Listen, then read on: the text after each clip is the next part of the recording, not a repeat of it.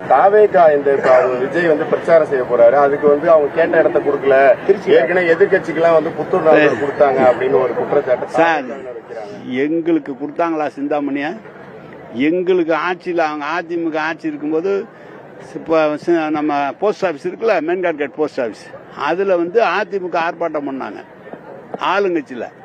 நாங்கள் போய் கேட்டால் நீங்கள் ஆளுங்கட்சியாக வந்தால் பண்ணிக்கங்கன்னு அன்னைக்கு போலீஸ் சொல்லிச்சு. எங்களுக்கு அனுமதி கொடுக்கல. புத்தூர் 4 ரோடையும் எங்களுக்கு கொடுக்கல. புத்தூர் 4 ரோடையும்.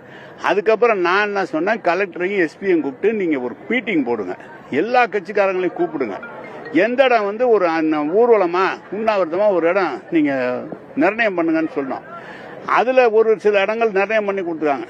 நீங்கள் உங்கள்கிட்ட சொன்னேன், இதே மார்க்கெட் ஏரியா நம்ம கலைஞர் கூட்டம், கடைசி கூட்டம் கலைஞர் கூட்டம் இப்போ 20 வருஷத்துக்கு முன்னால் போட்டேன். அதுக்கப்புறம் எனக்கு அனுமதி கொடுக்கல.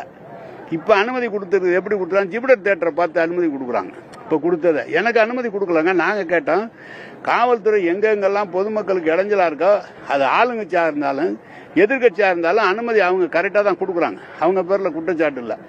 நமக்கு கிடைக்கலன்னா நம்ம திட்டுறோம், கிடைச்சா சரின்னு சொல்கிறோம். இதுதான் விஷயம். அது எங்களுக்கு ஏன் அவங்கள போய் இடைஞ்சல் பண்ணி நாங்கள் என்ன பண்ண போகிறோம்? ஏங்க, சிந்தாமணி அண்ணா சிலைக்கும் மரக்கடைக்கும் எவ்வளோ தூரம்? கரெக்டாக 2 கிலோமீட்டர். இப்ப மரக்கடையும் வந்து காந்தி சந்தை எல்லாமே இருக்கு. அதுல காலை நேரம் இப்ப அந்த இடத்துல அனுமதி கொடுத்துருக்காங்க. இப்ப நீ கொடுக்க வேணாம், புதிய தலைமுறையில கொடுக்க வேணாம்னு சொன்னா புதிய தலைமுறை கொடுக்க வேணாம்னு சொல்றேன் நானு. ஏங்க எந்திரிக்கணும். விஜய் வந்து திருச்சியில தொடங்க இருக்கிறாரு. ஒருவேளை விஜயில போட்டு திருச்சியில போட்டு தெரியல. அதெல்லாம் யூகங்களுக்கு எல்லாம் பதில் சொல்ல முடியும்.